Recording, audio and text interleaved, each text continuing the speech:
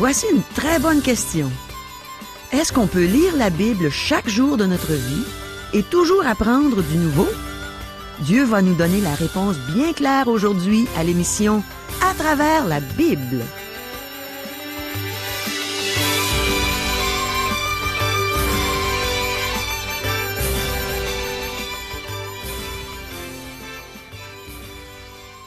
Bonjour, ici Caro.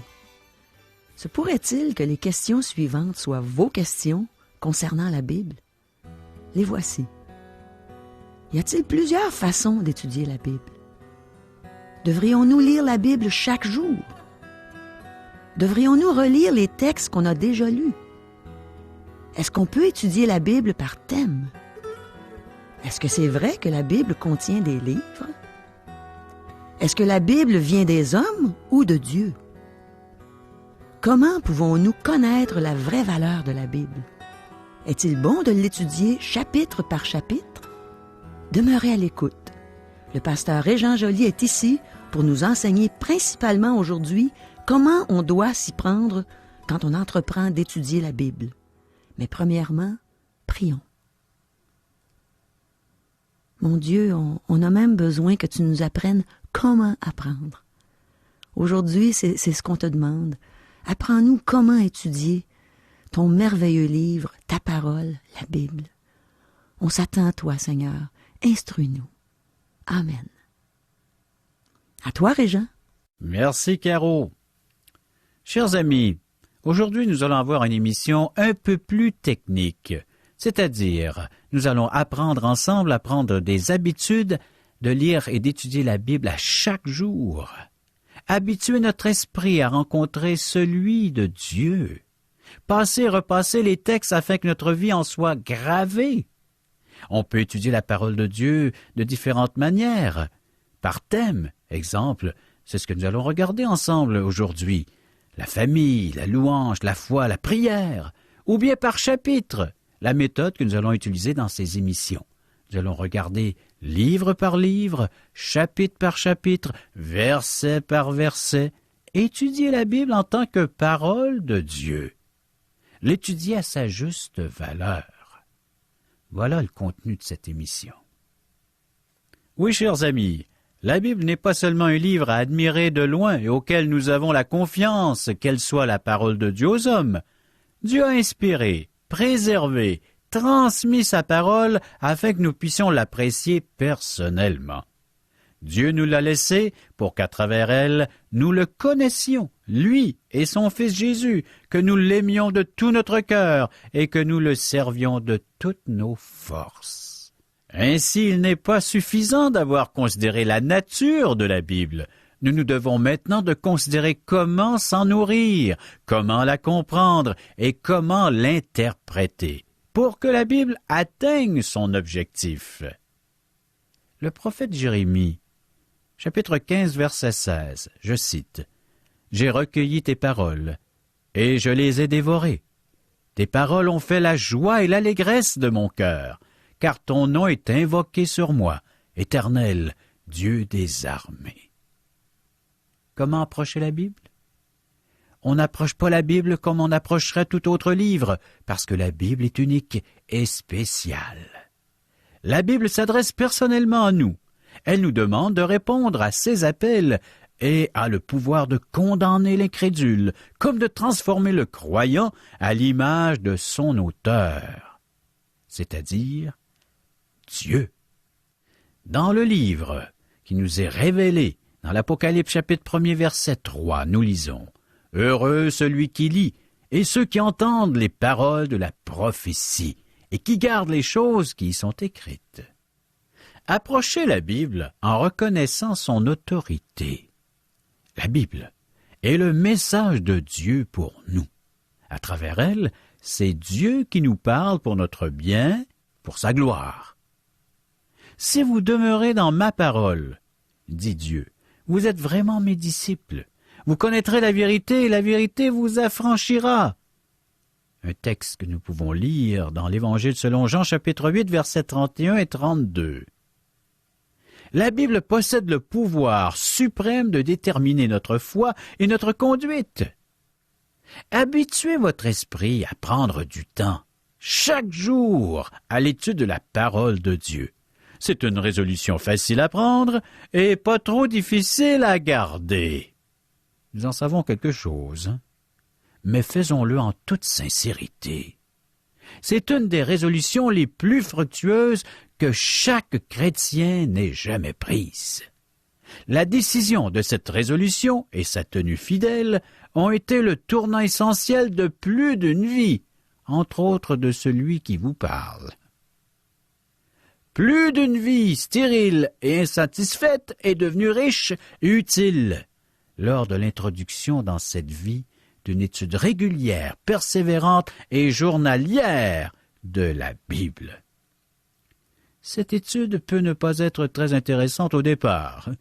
Les résultats peuvent ne pas être très encourageants, mais si quelqu'un veut travailler correctement, cela commencera à compter comme rien d'autre n'a jamais compté dans le développement du caractère et l'enrichissement de la vie entière. Chaque fois que cela est possible, le temps mis à part pour ce travail, c'est-à-dire l'étude de la parole, devrait être le matin très tôt. C'est le meilleur moment, si possible. Isolez-vous avec Dieu seul. Habituez votre esprit à l'étude de la Bible. Il est stupéfiant de voir combien de gens lisent la Bible à la légère. Ils ouvrent la Bible ici et là, ils repartent, sans trop avoir compris quoi que ce soit. Laissez-moi vous raconter une histoire à ce sujet. Il y avait une personne qui lisait sa Bible au hasard. Alors le bon matin, il se lève, ouvre la Bible et lit l'histoire de Judas qui allait se pendre.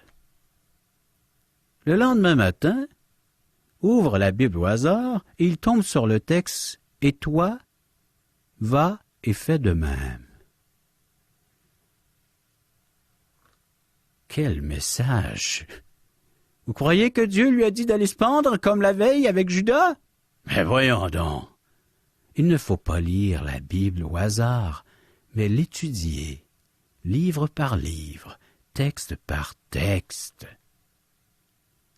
Les mots doivent passer, repasser dans l'esprit, avant que leur pleine force et leur beauté ne prennent possession de vous.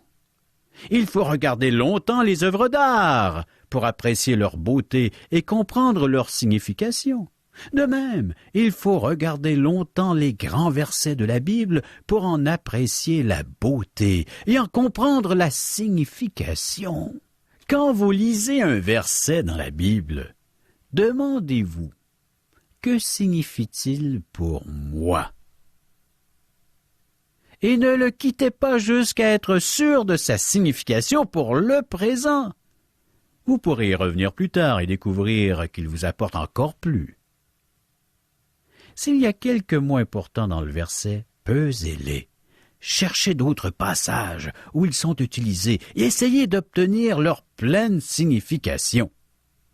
Dieu dit que les hommes bénis sont ceux qui méditent la parole de Dieu jour et nuit. Citation du psaume 1er, versets 2 et 3. Un survol de quelques versets dans quelques chapitres n'est pas de la méditation, et cela n'amènera pas beaucoup de bénédictions. Jérémie a pu dire, je vous l'ai cité un peu plus tôt, et je vous le redis, Jérémie 15, verset 16, « J'ai recueilli tes paroles et je les ai dévorées.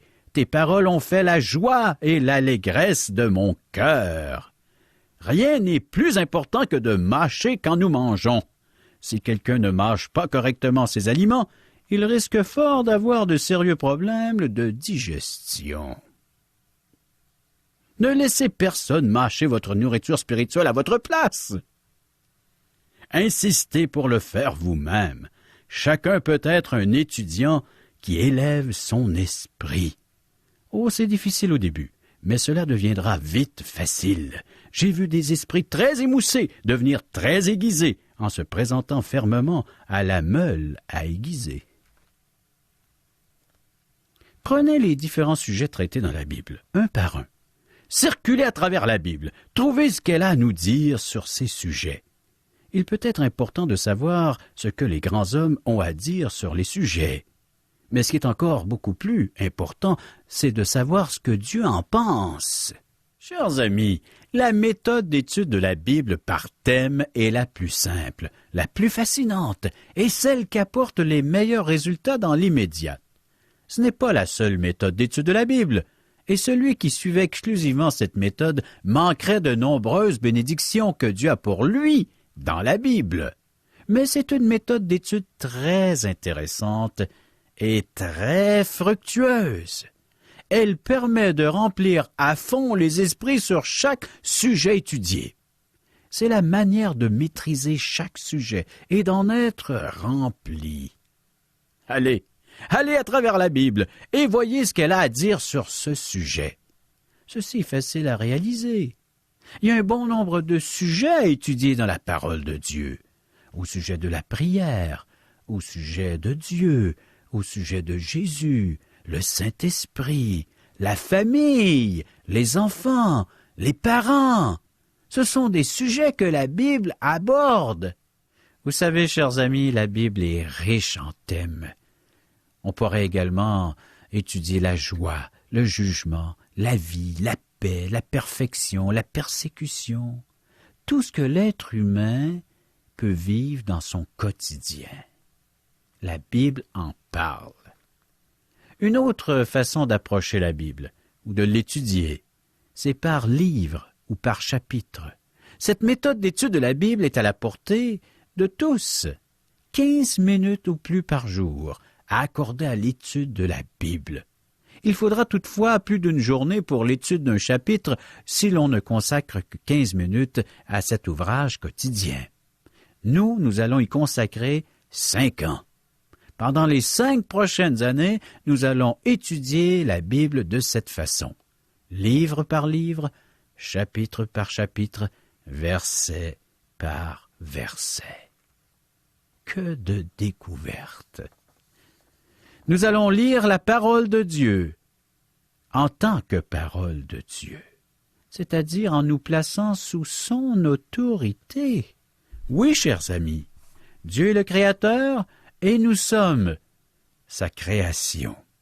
La Bible est la parole de Dieu et nous tirerons le meilleur de chaque livre en l'étudiant à cause de sa vraie valeur. Chers amis, on entend souvent dire que la Bible doit être étudiée comme nous le ferions pour l'étude de n'importe quel autre livre.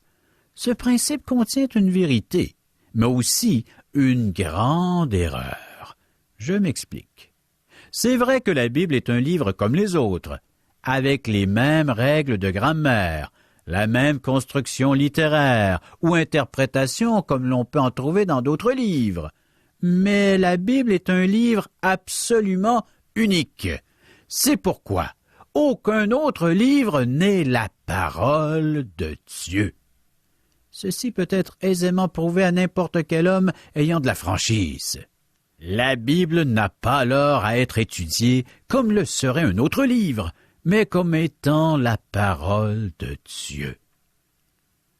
Lisons ensemble 1 Thessaloniciens chapitre 2, verset 13. Prenez note de cette référence. 1 Thessaloniciens chapitre 2, verset 13. Et je cite. « C'est pourquoi nous rendons continuellement grâce à Dieu de ce qu'en recevant la parole de Dieu que nous avons fait entendre, vous l'avez reçue non comme la parole des hommes, mais ainsi qu'elle l'est véritablement, comme la parole de Dieu qui agit en vous qui croyez. » Recevoir la parole et son autorité comme étant la parole de Dieu. Ceci implique 5 choses. Premièrement, une plus grande ardeur, beaucoup de soin, de la franchise pour trouver ce qu'elle nous enseigne. C'est Dieu qui parle. Nous devons connaître la pensée de Dieu là où elle l'est révélée, dans les Saintes Écritures. Deuxièmement, une acceptation prompte et inconditionnelle, une soumission à ses enseignements, définitivement certifiés, même lorsque les enseignements nous paraissent déraisonnables ou même impossibles. Voilà la foi. Si ce livre est la parole de Dieu, quelle folie de soumettre ces enseignements à la critique de notre raison limitée. Le petit garçon qui met en cause les sages restrictions de son papa, parce que celle-ci semble déraisonnable à son esprit d'enfant, n'est pas un philosophe, mais un insensé.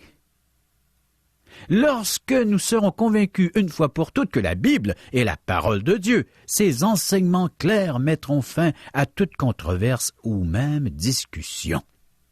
Troisième point, une dépendance absolue appuyée sur ses promesses dans toute leur longueur, leur largeur, leur profondeur, leur hauteur.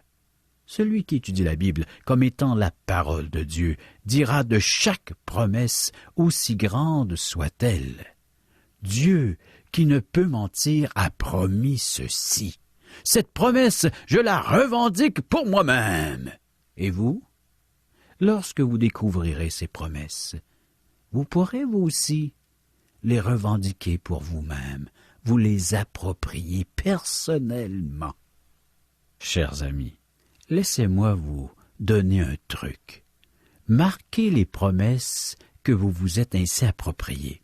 Cherchez chaque jour quelques nouvelles promesses faites par votre Père céleste, qui n'a pas de limite. Et il a mis à votre disposition ses richesses ainsi que sa gloire. Un autre point, c'est celui d'une obéissance prompte, exacte, inconditionnelle, une obéissance joyeuse à chaque commandement qui, dans le contexte, s'applique à vous. Soyez attentifs à de nouveaux ordres du roi des rois. La bénédiction se trouve dans l'obéissance directe à ceux-ci. Les commandements de Dieu sont les seuls signaux qui marquent la route du succès présent, de la félicité, de la gloire éternelle. Étudier la Bible comme étant la parole de Dieu implique de l'étudier comme s'il vous parlait directement et personnellement. Quand vous ouvrez la Bible pour l'étudier, réalisez que vous vous mettez en présence de Dieu et que maintenant, il va vous parler. Chaque heure que nous passons dans l'étude de la Bible est une heure de promenade et de conversation avec Dieu. Étudiez la Bible avec un esprit de prière et de dévotion. L'auteur du livre veut aussi vous expliquer des choses. Il le fera dans la mesure où vous le lui demanderez.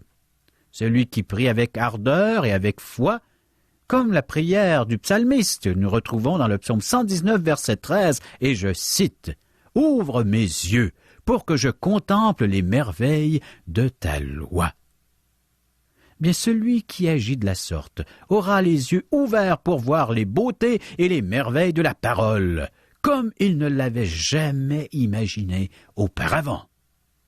Soyez très déterminés à ce propos. Chaque fois que vous ouvrez la Bible pour l'étudier, demandez à Dieu de vous garder l'œil ouvert et attendez-vous à ce qu'il le fasse. Chaque fois que vous arrivez sur un point difficile, car il y en a dans la Bible, et vous en trouverez de ces points difficiles, mais remettez cette difficulté à Dieu, demandez-lui une explication et attendez cette explication. Combien de fois nous disons, lorsque nous voulons résoudre l'énigme posée par de très difficiles passages, « Oh, si un tel était là pour me donner une explication. » Mes chers amis, Dieu est là, toujours présent. Adressez-vous à lui. Et un autre conseil, des plus importants. Lorsque vous lirez, étudierez la Bible, cherchez les choses concernant Christ. Dans toutes les Écritures, cherchez la personne de Christ. Christ est partout dans la Bible. Cherchez-le et marquez sa présence quand vous la trouvez. Aménagez des moments disponibles pour l'étude de la Bible. Dans la plupart des vies de beaucoup d'hommes, beaucoup de minutes sont perdues chaque jour. Pendant qu'on attend pour manger, qu'on attend le moyen de transport par lequel nous voulons utiliser pour nos déplacements du jour, pendant qu'on conduit la voiture, etc. Emportez avec vous une Bible ou un Nouveau Testament de poche et sauvez ces minutes en or en les utilisant pour écouter la voix de Dieu. Gravez l'Écriture dans votre esprit et dans votre cœur. Ceci vous gardera premièrement du péché, de la fausse doctrine, remplira votre cœur de joie, de paix, vous donnera la victoire sur le malin, vous donnera de la force dans la prière, vous rendra plus sage que les vieillards et que vos ennemis, vous rendra accompli et propre à toute bonne œuvre. Essayez-le. Ne mémorisez pas au hasard, mais mémorisez l'Écriture d'une manière ordonnée. Mémorisez des textes portant sur des sujets variés, dans l'ordre adéquat. Mémorisez par chapitre et verset, de façon à pouvoir mettre le doigt sur le texte lors d'une discussion. Chers amis, Dieu s'est révélé définitivement et parfaitement en Jésus-Christ. C'est ce qu'affirme le Nouveau Testament, et je cite l'Épître aux Hébreux, chapitre 1er, verset 1er. Après avoir autrefois, à plusieurs reprises et de plusieurs manières, parlé à nos pères par les prophètes, Dieu, dans ces derniers temps, nous a parlé par le Fils. Il l'a établi héritier de toutes choses. Par lui, il a aussi créé l'univers. Mais cette révélation est l'aboutissement d'une longue histoire dans laquelle Dieu a parlé aux hommes de la Bible. Pour qui lit la Bible, une chose est claire. Dieu a cherché les hommes avant que les hommes ne cherchent Dieu. L'initiative n'est pas du côté humain, comme dans les religions. Elle est du côté de Dieu. On peut dire que la religion est un mouvement de l'homme vers Dieu. La révélation, un mouvement de Dieu vers l'homme.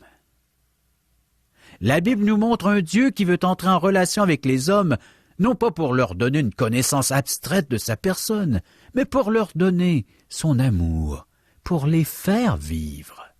Le Dieu de la Bible est un Dieu vivant, agissant, qui intervient dans l'histoire, s'intéresse aux hommes, leur parle, les appelle, fait alliance avec eux. Dieu se révèle comme une personne vivante et non comme un objet de culte ou comme un principe abstrait dont on parle, dont on discute, mais qu'on ne peut pas connaître personnellement. Dieu n'est pas simplement la cause première de tout ce qui existe, le grand horloger qui a mis le monde en route, mais ne s'en soucie plus. Le Dieu de la Bible n'est pas le Dieu des philosophes et des savants, mais le Dieu d'Abraham, d'Isaac et de Jacob, le Dieu de Jésus-Christ. Dieu n'est pas un objet qu'on prouve, mais un être par rapport à qui on vit. Chers amis, c'est seulement par la Bible que nous pouvons connaître les événements dans lesquels Dieu s'est révélé. La Bible est le témoignage rendu par des croyants à l'action de Dieu et à sa parole. Chers amis, dans la prochaine émission, nous verrons 10 raisons de croire que la Bible est bel et bien la parole de Dieu. Merci, Régent. Vous ne trouvez pas ça fascinant de savoir qu'on peut comprendre la pensée de Dieu, verset par verset, chapitre par chapitre? Il y a plein de trésors dans la Bible pour ceux qui cherchent réellement à connaître Dieu. Dire qu'un seul verset peut nous enseigner plusieurs choses différentes. Le pasteur Régent nous a mentionné ça aujourd'hui. Je pense juste à l'épître de Paul aux Romains, au chapitre 3, verset 23, c'est écrit « Car tous ont péché et sont privés de la gloire de Dieu. » Depuis longtemps, moi, j'utilisais ce verset pour expliquer aux gens qu'on doit tous avouer qu'on est des pécheurs, puisque c'est Dieu qui nous a dit que tous ont péché. Mais tout récemment, un prédicateur que j'ai entendu a mis l'accent sur la deuxième partie du verset, qui est comme ceci. Ils sont privés de la gloire de Dieu. Et là, j'ai compris que tous les humains ont été créés pour la gloire de Dieu. J'ai réalisé à quel point je dois mettre tous mes efforts pour glorifier Dieu, puis pour amener les gens à saisir l'importance de non seulement recevoir le pardon de Dieu pour leurs péchés, pour ne pas subir la condamnation éternelle, mais pour qu'ils deviennent des enfants de Dieu qui font tout pour que Dieu soit glorifié dans leur vie, puisque c'est pour la gloire de Dieu qu'on a été créés. Moi, je trouve ça extraordinaire de penser à ça. Dieu nous a créés pour sa gloire.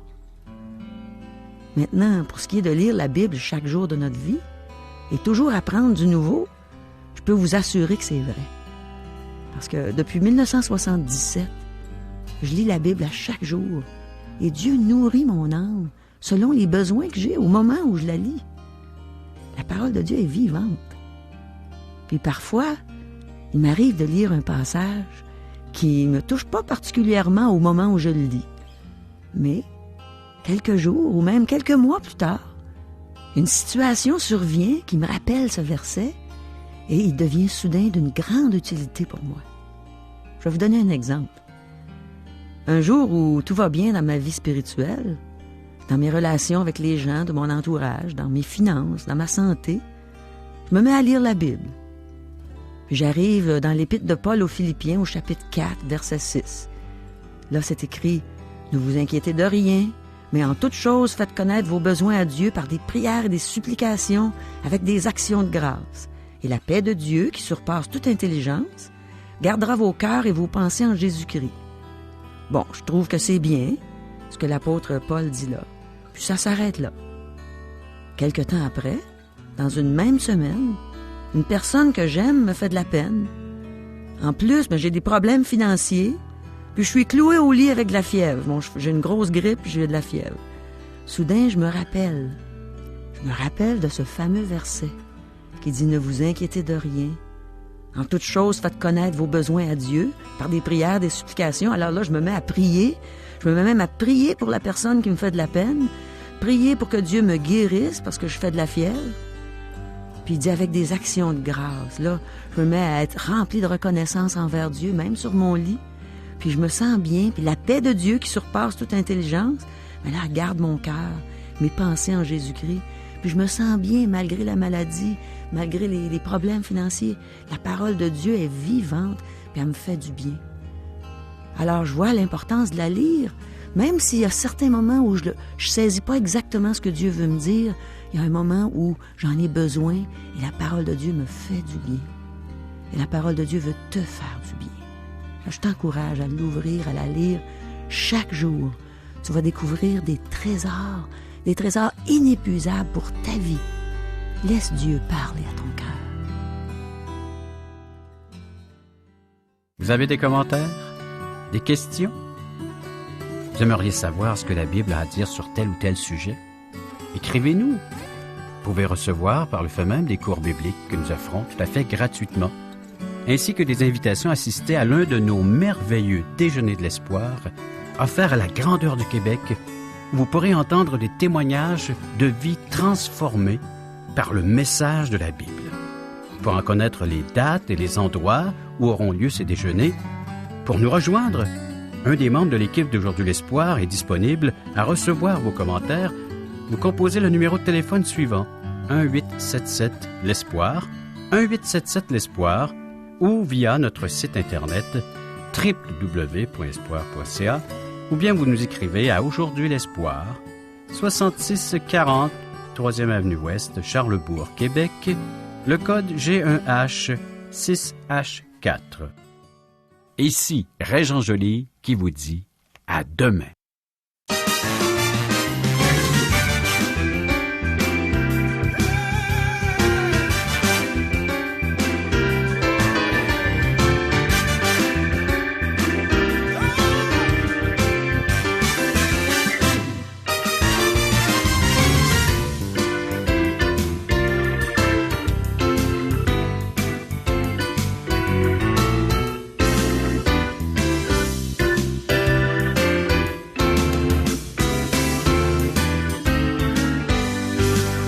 Cette émission vous a été présentée par Radio Espoir.